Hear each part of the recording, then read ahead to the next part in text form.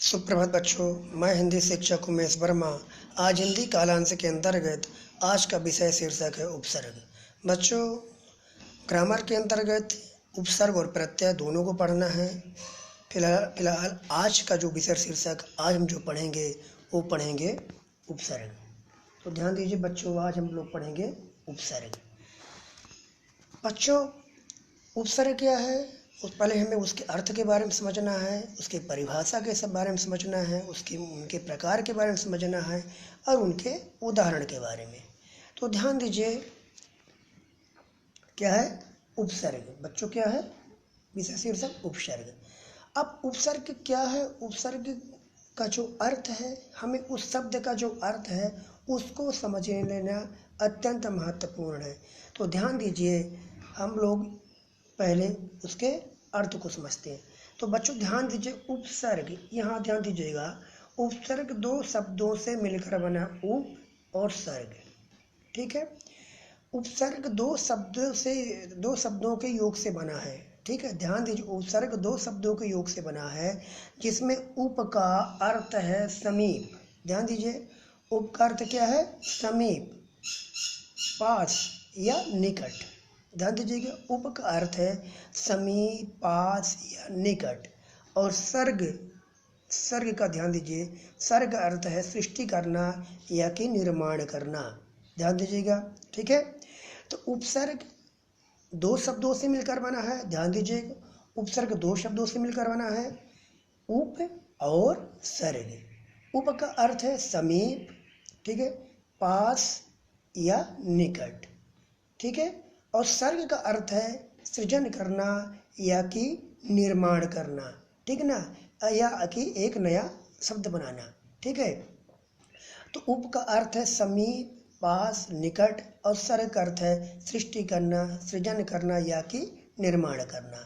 तो ध्यान दीजिए, इस तरह उपसर्ग का अर्थ है पास में। ध्यान दीजिए बच्चों, इस तरह ध्यान दीजिए, इस तरह यहाँ से उपसर्ग, जब उप और सर्ग दोनों का जो उप का अर्थ क्या होता है? पास, समीप या निकट, ठीक है। सर्ग का अर्थ है सृजन करना या निर्माण करना। जब हम दोनों को जोड़ करके उसके अर्थ को समझते हैं तो इस तरह उपसर्ग का अर्थ क्या होता है? पास में बैठाकर दूसरा नया अर्थ वाला शब्द बनाना या नया अर्थ देना। सीधा अर्थ ये है कि उपसर्ग का अर्थ हुआ, क्या हुआ? पास में लाकर किसी दूसरे शब्द को, मतलब पास में ला करके, ठीक है ना, दूसरे शब्द को पास में ला करके, है ना, जोड़ करके एक नया शब्द बनाना, है ना। तो उपसर्ग जैसे उप, धन, सर्ग। उप का अर्थ हुआ समीप, पास या निकट, ठीक है। और सर्ग का अर्थ हुआ सृष्टि करना, निर्माण करना या सृजन करना। तो उप, पास या समीप, यानी समीप या पास मिलाकर एक नए शब्द की बात की जा रही है। एक कोई शब्द को पास में ला करके, समीप में ला करके एक नए शब्द का निर्माण करना ही उपसर्ग है, ठीक है। ध्यान दीजिएगा, जैसे उदाहरण के लिए यहाँ दिया गया बच्चों, ये ध्यान दीजिए, जैसे यत्न के पहले प्रा उपसर्ग लगा दिया गया, ठीक है। यत्न के पहले, ध्यान दीजिएगा, यहाँ यत्न के पहले प्रा उपसर्ग लगा दिया गया तो एक नया शब्द बना, प्रयत्न, ठीक है। यत्न एक शब्द है, ठीक है, और उसके पहले, है ना, ध्यान दीजिएगा बच्चों, ये तो अर्थ तो क्या हो गया? प्रयत्न। इस नए शब्द का निर्माण होगा, प्रयास करना, है ना। ध्यान दीजिएगा, कहने अब परिभाषा की ओर ध्यान दीजिए। आपने अर्थ को समझ गए, उपसर्ग का जो अर्थ है उसके बारे में आप लोग समझ गए हैं, आपको बता दिया गया। अब उपसर्ग की परिभाषा पर ध्यान दीजिए, तो यहाँ चलते हैं, ठीक है। ये ध्यान दीजिए, वे शब्दांश या व्यय, है ना, उपसर्ग उस शब्दांश या अव्यय को कहते हैं जो किसी शब्द के पहले आकर के विशेष अर्थ प्रकट करता है, ठीक है। तात्पर्य है कि जो शब्दांश के किसी शब्द के पूर्व या पहले जुड़ते हैं उन्हें उपसर्ग कहते हैं। सीधी सरल परिभाषा ये है, उपसर्ग वे शब्द हैं जो किसी शब्द के पहले जुड़ते हैं।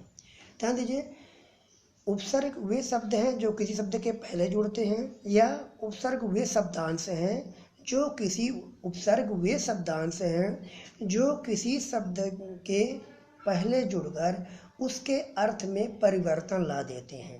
ध्यान दीजिए बच्चों, उपसर्ग वे शब्दांश हैं, शब्द के अंश, शब्दांश मतलब शब्द के अंश।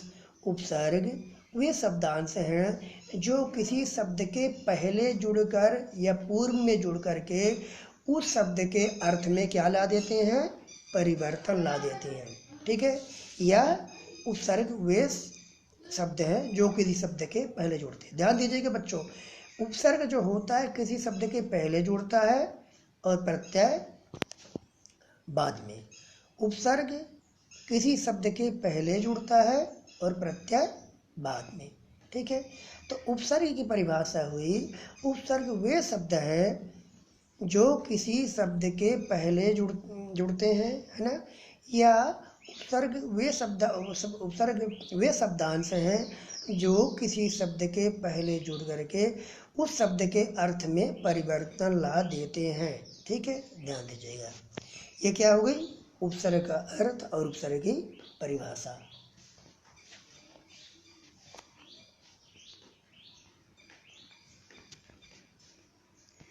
थोड़ा यहाँ देख लेते हैं, उपसर्ग का स्वतंत्र अस्तित्व न होते हुए भी वे अन्य शब्दों के साथ मिलकर उनके एक विशेष अर्थ का बोध कराते हैं। ठीक है, स्वतंत्र अस्तित्व नहीं होता है। ठीक है, और एक नए अन्य शब्द के साथ मिलकर के उसके अर्थ को बोध कराते, उसके अर्थ को बताते हैं। अनवन, ठीक है, ध्यान दीजिएगा, वन में अन जुड़ गया, अनुपसर्ग जुड़ा तो क्या हो गया, अनवन हो गया। ठीक है, ध्यान दीजिए, अनवन जुड़ा तो क्या हो गया, अनवन। अनवन मतलब उसका अर्थ हुआ मन मुटाव, जिससे किसी की नहीं बनती है ना, मतभेद रहता है तो अनवन कहा जाता है। ध्यान दीजिए, वहीं कुछ उपसर्गों के योग से शब्दों के मूल अर्थ में कोई परिवर्तन नहीं होता बल्कि तेजी आती है। जैसे कि परिभ्रमण, कभी कभी उपसर्ग के प्रयोग से शब्द का बिल्कुल उल्टा अर्थ भी निकलता है।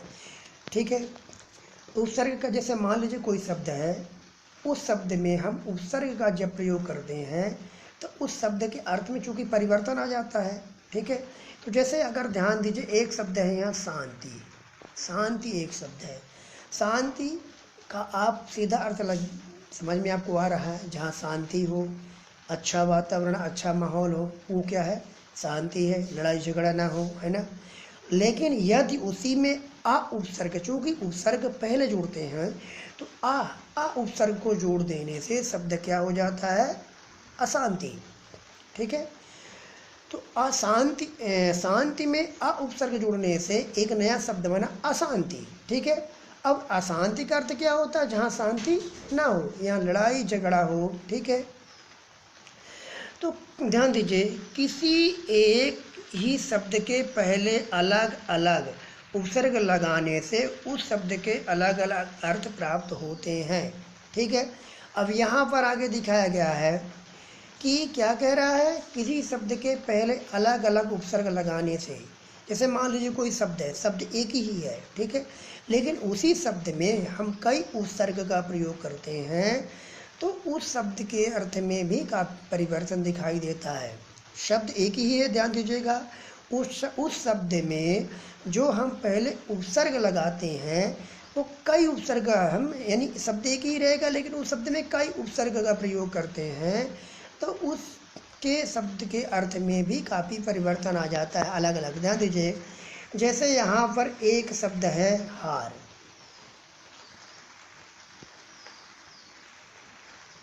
शब्द क्या है, हार। ध्यान दीजिएगा, जैसे हार शब्द में, हार क्या है, एक शब्द है। ठीक है, अब हार में हमने क्या लगाया, प्रा उपसर्ग लगाने से, देखिए हार का शब्द का अर्थ क्या होता है, यहाँ पराजित होना, है ना, किसी से युद्ध में, लड़ाई में या किसी क्षेत्र में पराजित होना या हार जाना, ठीक है। लेकिन यदि हम हार में प्र लगा देते हैं, प्र उपसर्ग का प्रयोग करते हैं, तो हार से में प्र लगाने से जो एक नया शब्द बना वो क्या बना? प्रहार। क्या बना? प्रहार। हार शब्द में प्र उपसर्ग का प्रयोग करने से एक जो नया शब्द बना वो क्या बना? प्रहार। तो ध्यान दीजिए, प्रहार बना और प्रहार का अर्थ क्या हुआ? आक्रमण करना, ठीक है, या किसी पर चोट पहुंचाना, ठीक है। देखिए शब्द क्या था? हार। हार शब्द का अर्थ होता है पराजित होना, हार जाना। लेकिन प्र उपसर्ग लगाने से शब्द ही बदल गया। प्रहार है ना, हार से क्या हो गया? प्रहार हो गया। हार में प्र उपसर्ग लगा तो क्या हुआ? प्रहार। एक नया शब्द बना और उस नए शब्द का अर्थ हो गया आक्रमण करना या कि चोट पहुंचाना। ध्यान दीजिए, आक्रमण करना या कि चोट पहुंचाना, ठीक है बच्चों। अब ध्यान दीजिए, उसी हार शब्द की बात बताई जा रही है कि हार शब्द में अगर हमने लगा दिया संग, संहार, संग कर दिया, संहार। हार में संहार लगा दिया तो क्या हो गया? संहार करना। एक नया शब्द बना। हार में संग का प्रयोग किया, संग का प्रयोग करने से संहार हो गया और संहार का अर्थ हुआ खत्म करना या नाश करना या नष्ट कर देना, ठीक है। तो हार ही शब्द है, शब्द वही है, हार मतलब हार है, शब्द क्या है? हार है। लेकिन उपसर्ग हमने वहाँ पर पहले क्या लगा था?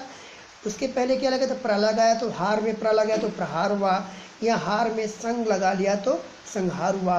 और वहाँ पर मतलब यहाँ पर अर्थ बदल गया, वहाँ पर प्रहार में अर्थ दूसरा हुआ। हार में प्र लगाया तो प्रहार, जिसका अर्थ क्या हुआ? चोट पहुँचाना या कि आक्रमण करना।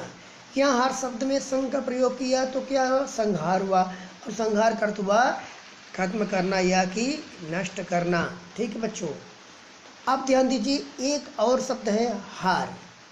यहाँ पर भी हार शब्द है, वही शब्द, लेकिन हमने उपसर्ग का प्रयोग क्या किया? आ उपसर्ग का प्रयोग किया तो यहाँ पर क्या हो गया? आहार। ध्यान दीजिए क्या हुआ, ठीक है। जैसे उदाहरण के लिए यहाँ पर हार शब्द है, ठीक है, ठीक है। अब हमने आकर क्या कर दिया? आ लगा दिया, आ, ठीक है। तो यहाँ पर क्या हो गया बच्चों? आहार, ठीक है। तो यहाँ पर क्या हो गया? आहार हुआ ना, तो यहाँ पर एक नया शब्द बन जाता है। इस प्रकार से यहाँ क्या हो जाता है? आहार शब्द भोजन से हो गया, ठीक है बच्चों। ध्यान दीजिए, यहाँ मैंने आपको बताया कि शब्द क्या है? हार है, ठीक है। यहाँ पर हमने क्या प्रयोग किया था? प्रा का प्रयोग किया था, प्रहार हो गया। और यहाँ हमने क्या किया? सम का प्रयोग किया, ठीक है। तो यहाँ पर क्या हो गया?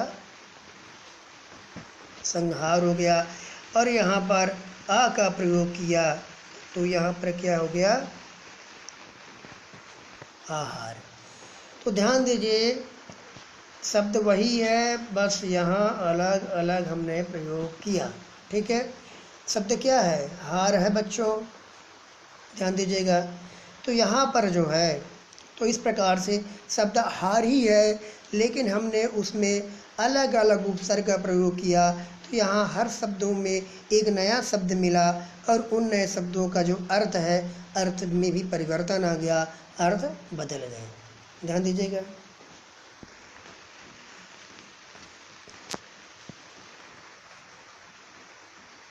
ध्यान दीजिए बच्चों, यहाँ पर क्या लिखा हुआ है? इस प्रकार के उपसर्ग से शब्दों की 3 स्थितियाँ होती हैं, ठीक है।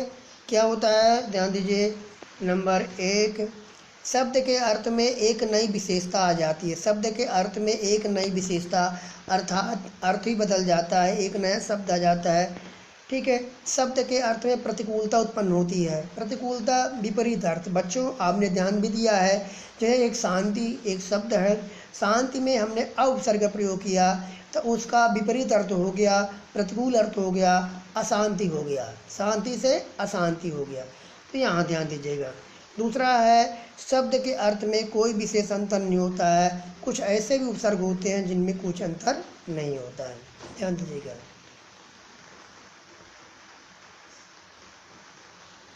ध्यान दीजिए बच्चों, यहाँ संक्षेप में पढ़ लेते हैं। यहाँ क्या लिखा हुआ है,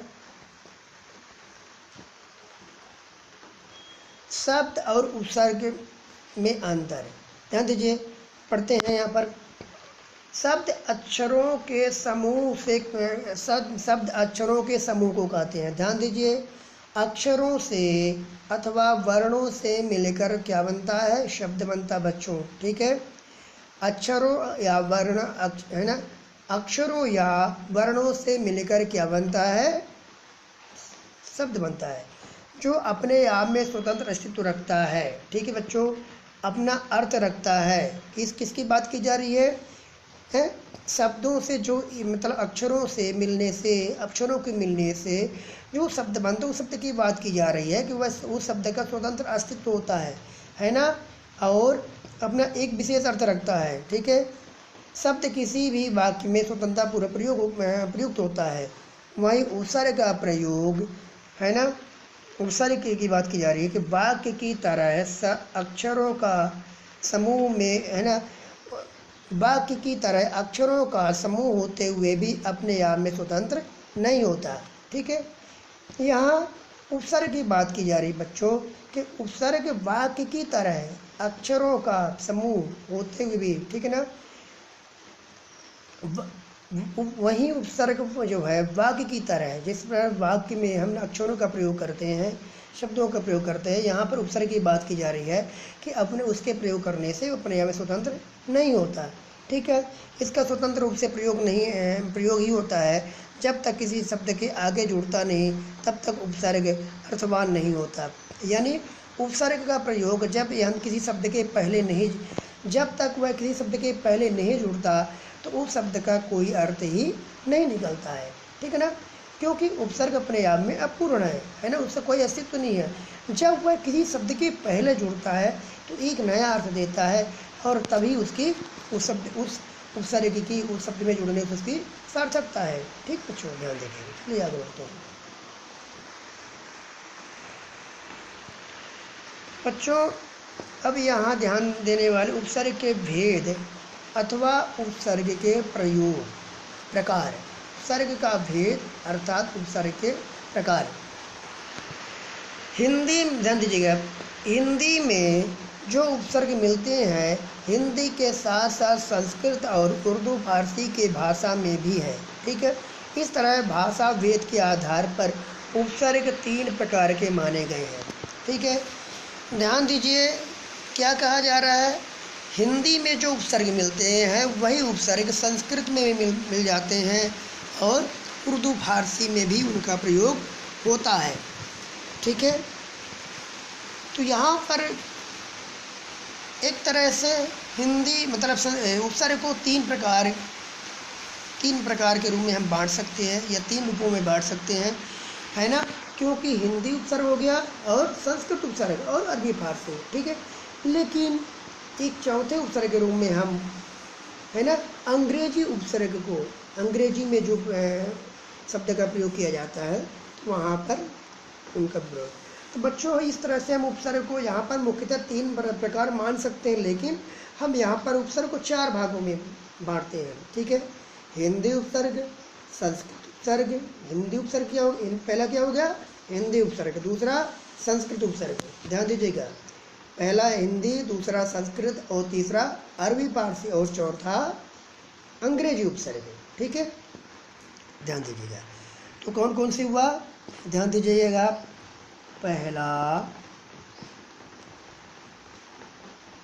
हिंदी, ठीक बच्चों, दूसरा,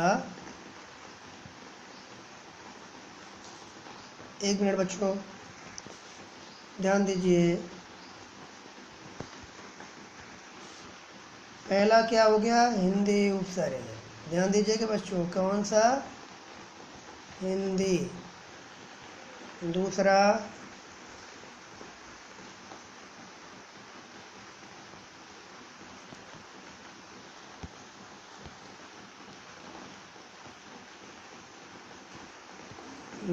गया, दूसरा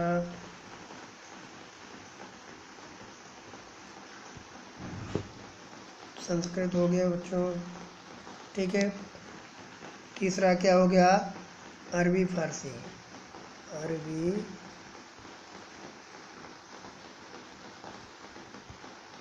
फारसी, और चौथा क्या हो गया, अंग्रेजी, ठीक है। तो हिंदी, संस्कृत, अरबी फारसी और क्या हो गया, अंग्रेजी। ध्यान दीजिएगा, 4 उपसर्ग है। यहाँ पर हम क्या करते हैं, यहाँ पर मतलब उपसर्गों को के 4 भागों में विभाजित करते हैं, यानी उपसर्ग 4 प्रकार के होते हैं। हिंदी उपसर्ग, ध्यान दीजिए, हिंदी उपसर्ग, दूसरा संस्कृत उपसर्ग, तीसरा अरबी फारसी उपसर्ग, चौथा अंग्रेजी उपसर्ग। ध्यान दीजिएगा। अब बच्चों हिंदी उपसर्ग के अंतर्गत ध्यान दीजिए, होते तो कई हैं, लेकिन जैसे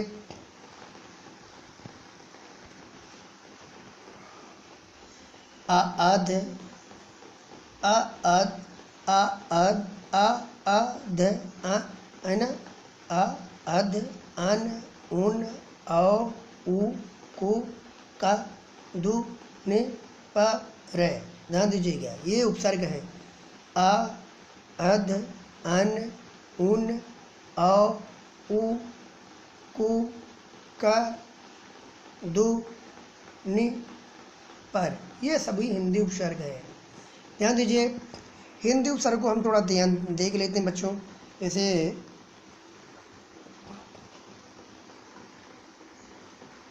ध्यान दीजिएगा, चूँकि अ उपसर्ग हो गया, अन हो गया, अध हो गया, उ हो गया, ठीक है। ये हिंदी उपसर्ग है, इनको ध्यान देने की ज़रूरत है बच्चों। और आगे ध्यान दीजिएगा, इसके बाद ये ध्यान दीजिए, उन हो गया, औ हो गया, का हो गया, ठीक है।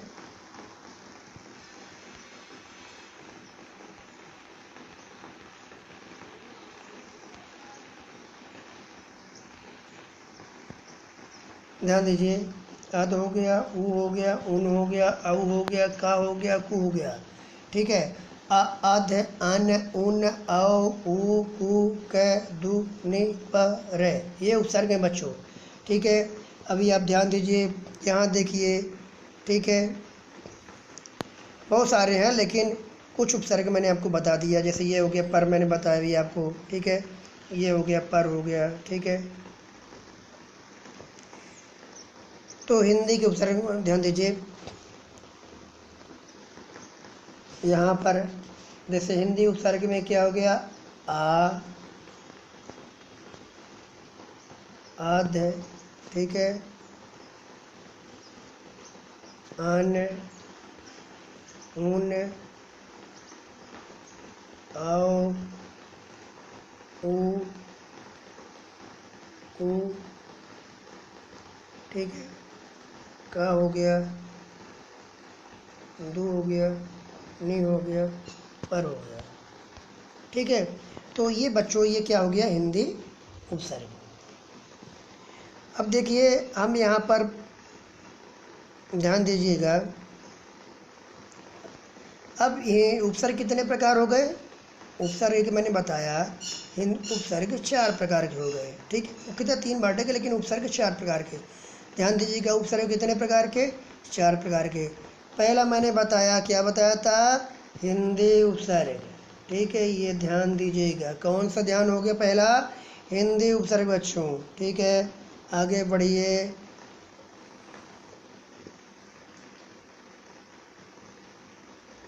दूसरा ये हो गया संस्कृत उपसर्ग।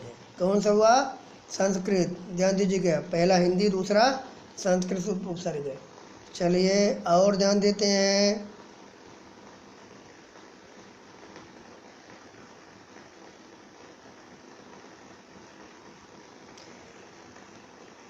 बच्चों संस्कृत उपसर्ग जो है ना, बहुत सारे उपसर्ग होते हैं संस्कृत में।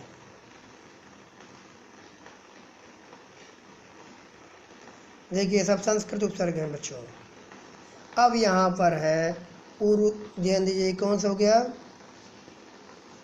उर्दू फारसी जो उपसर्ग होते हैं, ठीक है। यहाँ पर ये हो गया, और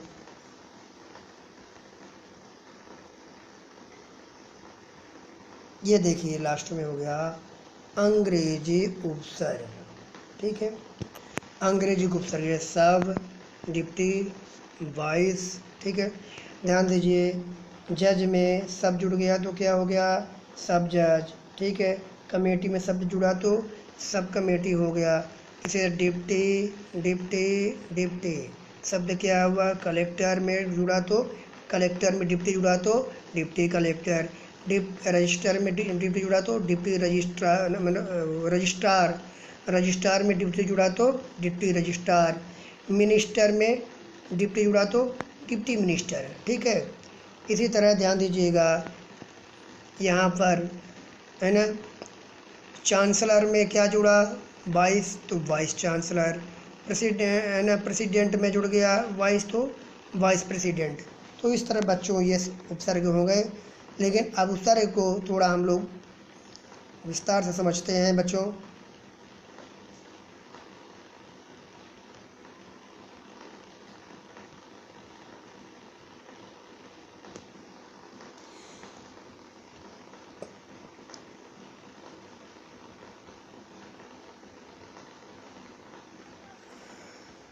चले बच्चों, आज हम लोग यहीं तक, ठीक है। उपसर्ग के जो भेद हैं, उपसर्ग के भेदों को हमने जान लिया, ठीक है ना। मैंने बताया कौन कौन से उपसर्ग, हिंदी, दूसरा संस्कृत हो गया, तीसरा अरबी, फारसी, चौथा अंग्रेजी, ठीक है। तो यहाँ पर ये 4 उपसर्ग हैं। इन उपसर्ग, ये क्या हो गया, उपसर्ग के प्रकार,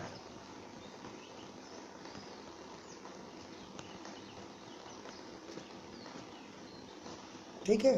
तो ये उपसर्ग के प्रकार हो गया। ये इनको जो है बच्चों, इनके बारे में विस्तार से इसका अध्ययन हम लोग कल करेंगे। धन्यवाद बच्चों।